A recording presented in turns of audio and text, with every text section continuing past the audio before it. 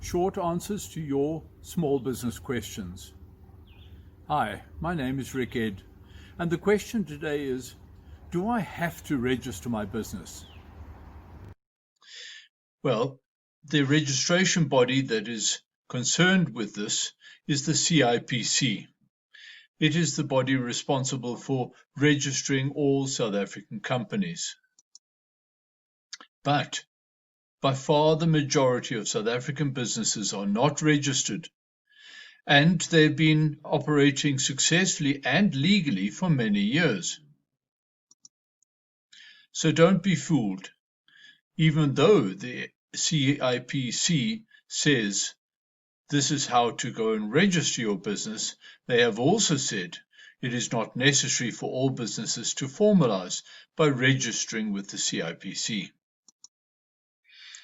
So if you do decide to formalize your business and register, what must you do?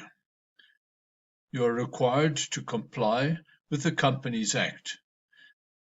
And that is quite an onerous requirement because it means that you as a director are liable for any mistakes that your company might make.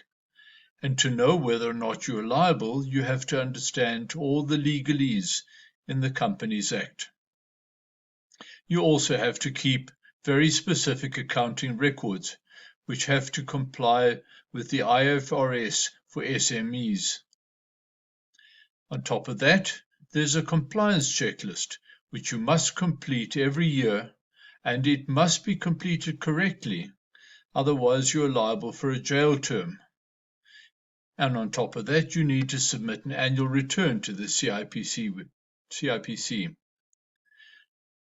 The CIPC then will also register you with SARS, and you have to file tax returns annually to SARS.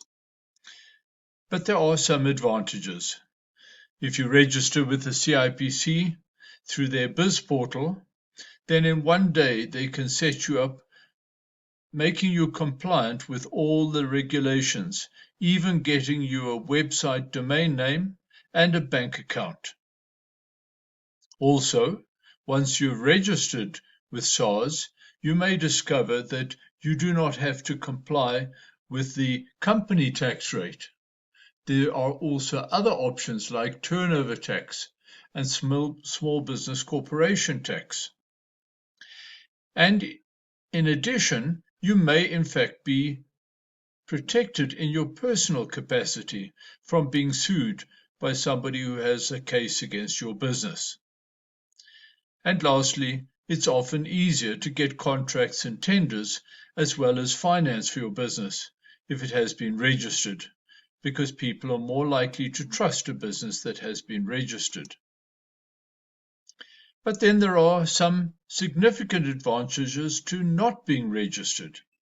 For example, you only are required by law to keep basic accounting records, which means you don't need a bookkeeper or an accountant if you can't afford one. And the tax you pay on your business profits will be at your personal tax level. And that can be a lot less than company tax if you're not making a lot of profit. Company tax is paid on all profits, however much or however little, and it's always the same rate. Of course, it's quick and easy to start. You can start at any time, wherever and whenever you please, and it's equally easy to close. And despite what people may think, sole proprietors and partners can get bank accounts. All of this makes not being registered a lot less costly and a lot less hassle. I wish you great success with your business venture. Thank you for watching this presentation. I hope you found it useful, either for yourself or for your business. And if you did, I would appreciate it if you would please share it with other people. Thank you. Goodbye.